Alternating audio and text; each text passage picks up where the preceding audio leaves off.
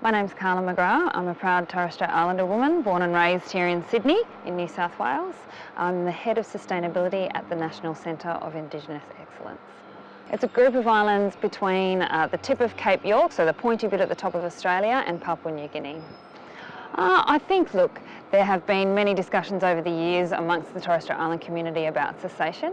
I think, like any population, we culturally consider ourselves to be quite different, and even there's a great deal of diversity amongst that. So people from, the Central Islands versus the Eastern Islands, and those of us born and raised on the mainland, there's a lot of diversity amongst the Torres Strait Islander population. So I think culturally, yes, there's a lot that's different between us and non-Indigenous Australians, and there's certainly a lot that's different between us and Aboriginal Australians. Absolutely, I think there's a difference between Aboriginal and Torres Strait Islander women's rights. Our cultures are different, our needs are different, our perspectives are different, dependent on where we're born, where we're raised, who our family is, and what I guess the cultural context of our upbringing and our families are. There's definitely a difference between the rights of Aboriginal Australians, Aboriginal women and Torres Strait Islander women. I think certainly there's a lot of challenging stereotypes when it comes to the perceptions of Aboriginal and Torres Strait Islander women in Australia today. I think we have a great opportunity in a country that is, I guess effectively as free as Australia is considered to be, and as liberal a society as Australia is considered internationally to be able to express ourselves as individuals, to be able to express ourselves culturally, to be able to express ourselves as far as our gender is concerned. I've lived most of my life here, but I'm not local to here, I acknowledge country just like everybody else because it's not mine, Lessons of empowerment that I've learned that I'd like to share with other women around the world. There's probably quite a few of them. I've had a really, I would consider to be a lucky life, and that has, I guess, left me with experiences, quite a lot of experiences where I have been fortunate enough to be surrounded by people who have sought to help me find ways to empower myself and who have empowered me also. I think when it comes to the people who are around me that have helped me become empowered and who have empowered me, it would be quite a diverse mix. I have to say largely though, a lot of the time it is women. In my experience, I was raised by a single mother. My grandmother on my father's side was absolutely the matriarch of our family, and a lot of the family knowledge has been passed down through our women. Knowledge about the family tree, knowledge about who we are and where we come from, knowledge about where we all are now, because we're spread across the country, that's passed down through the women. And I think through my professional and cultural journey since then, a lot of the people that I've come across that have really had a large impact have been women. I think we have a particular and quite unique way of perceiving the world, of moving through the world. I've come across an amazing amount of very insightful men who can understand and articulate what that might be like. But as far as being a woman and being specifically an Indigenous Australian woman in the world, that's a pretty unique experience. And I think therefore it has a lot of the time been women that have been involved in helping me find ways to empower myself, and when I can't find those, in empowering me to get to that place. When I think about it, there's not really a generational element to that. There have been women who are older and women who are younger. I think we take inspiration, well, I've been able to take inspiration from obviously some of those pioneering women that have come before us and done amazing things and are trailblazers and fighters and advocates and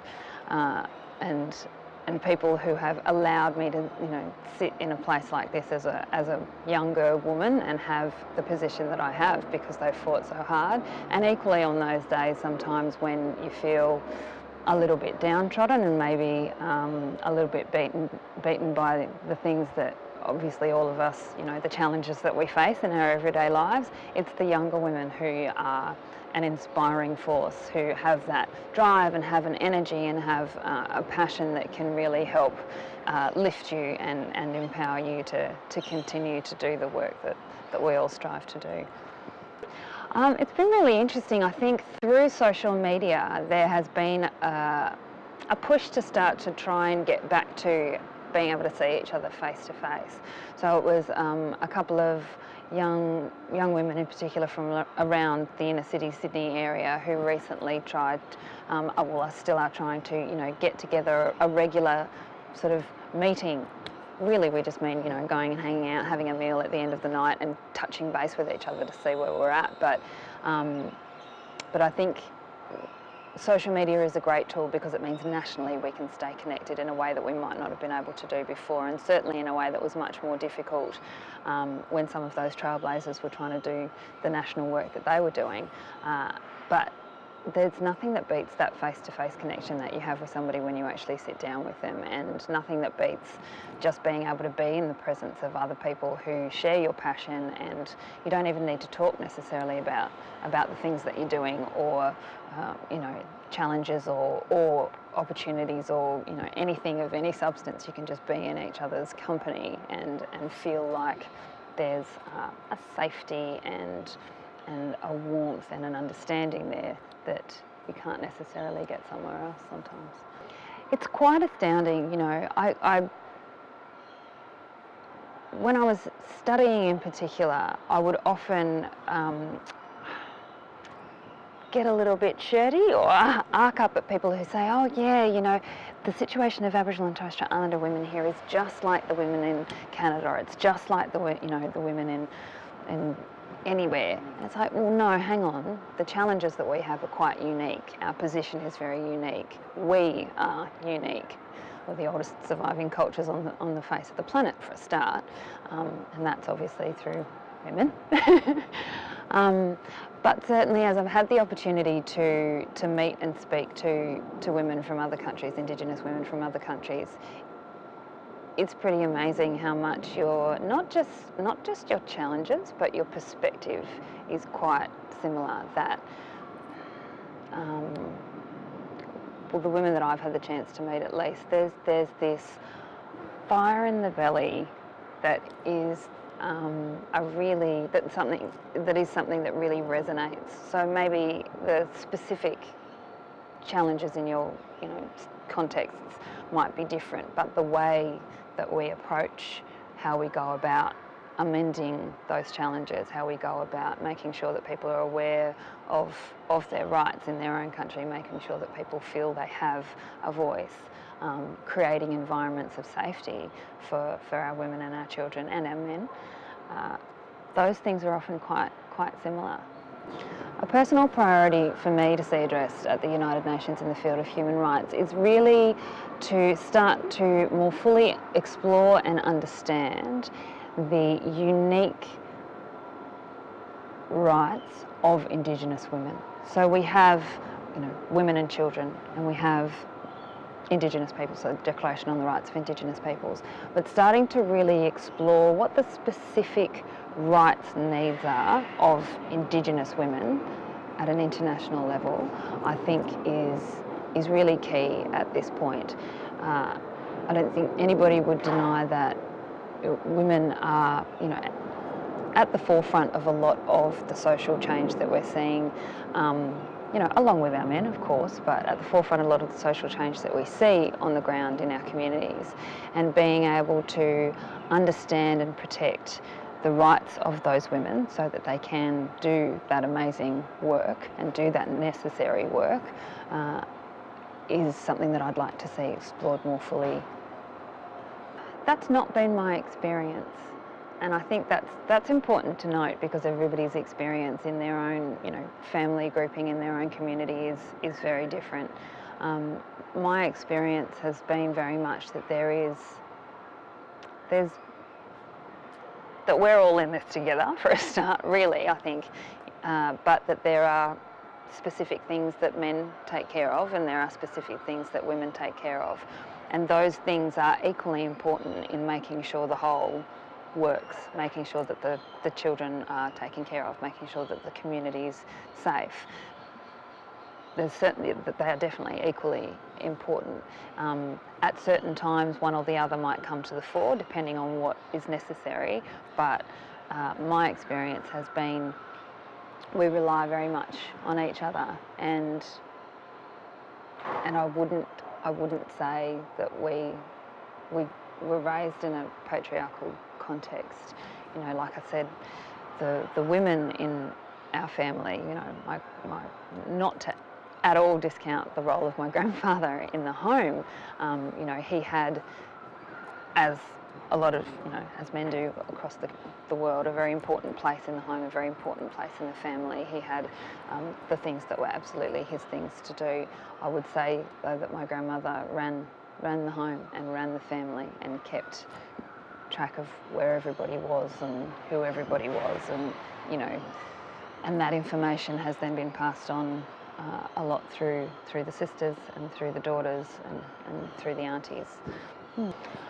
I think in our context, because we've all had our rights assaulted or we've all had our rights challenged, that there's a general healthy understanding and respect of the fact for all of us to have rights and all of us to have our rights respected and all of us to know what they are and be able to assert them when we need to.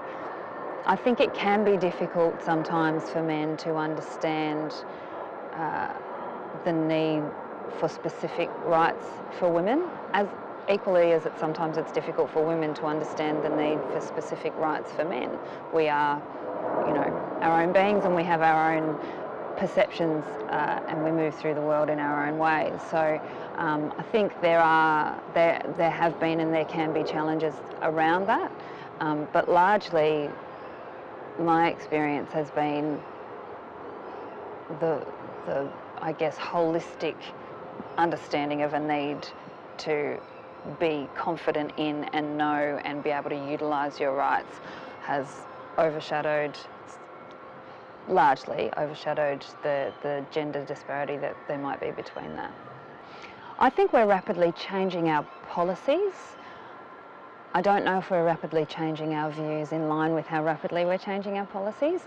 That's not to say there haven't been amazing gains in the rights of women and the opportunities for women, particularly in the workplace, I guess.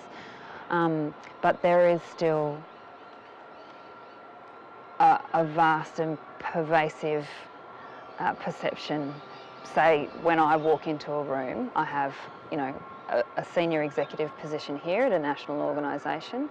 I've studied at a higher education level. I, have done a lot of things. But largely, if I walk into a corporate space where there's a lot of men, I am immediately perceived to be the tea lady.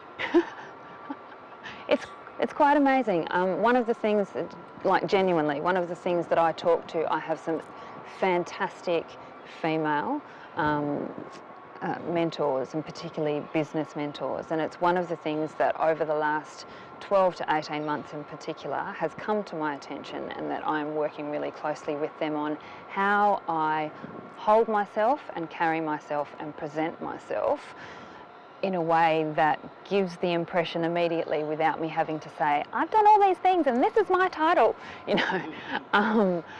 without me having to say those things out loud, give the perception that I am who I am and I have the position that I have. Because generally I will still, I'll walk into a room, and maybe it is because I'm quite welcoming or smiley, or I'm not quite sure, but it will be, oh, do you know where the bathrooms are? Or, oh, can I have a cup of coffee? Or, you know, I don't seem to have brought my pen, can you get me a pen? And it's like, okay, I'm chairing this meeting, so...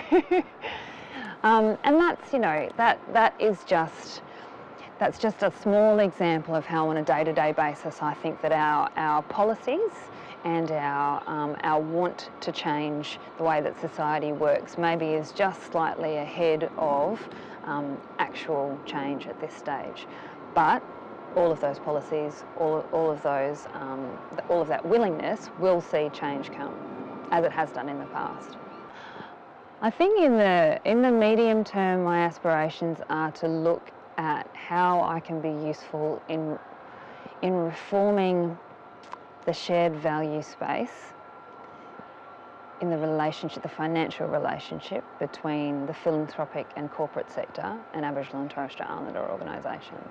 I think there's a lot of really quite interesting work that can be done to shift the giving relationship between those who have money and goodwill and those who are doing good work.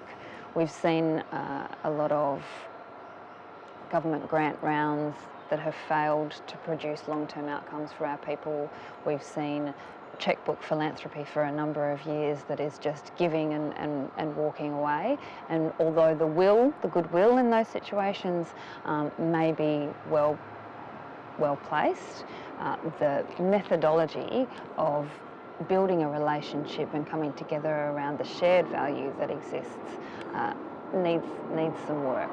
So how those relationships can be fully developed so that those who are providing the finances and those who are providing the outcomes see the benefit in each other and see and fully explore what they can develop and achieve through those relationships. So that for me I think is a space that I'd love to work in for the next little while.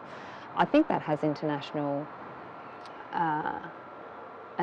element to it too. If we can be at the forefront of reframing those relationships and the processes behind how those relationships work, that could be something that could be shared internationally.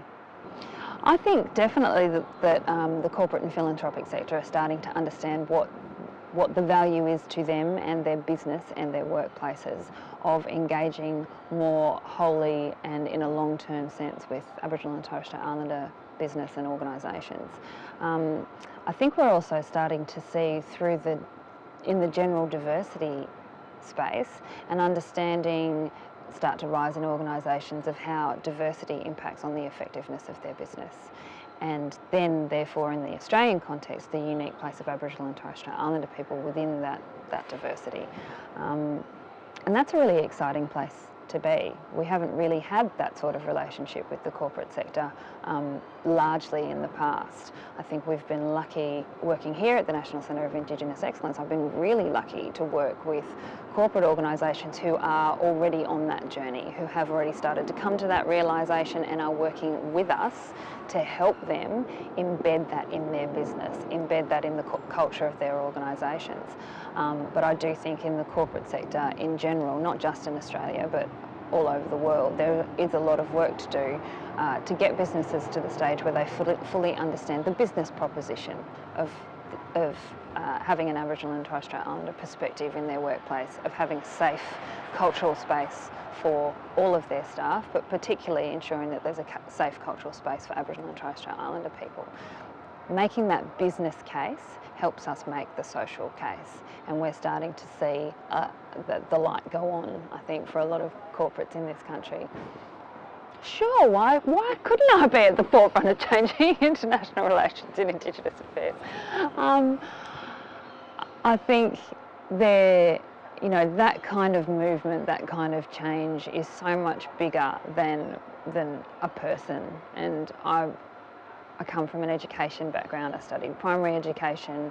I think the role that I've always felt, if there is a role to play for me, is around the education piece. Any information, any new insights, any gains that we make in a particular area, the broader we share that, the more people know about that, the greater the movement is and the more successful that movement will be.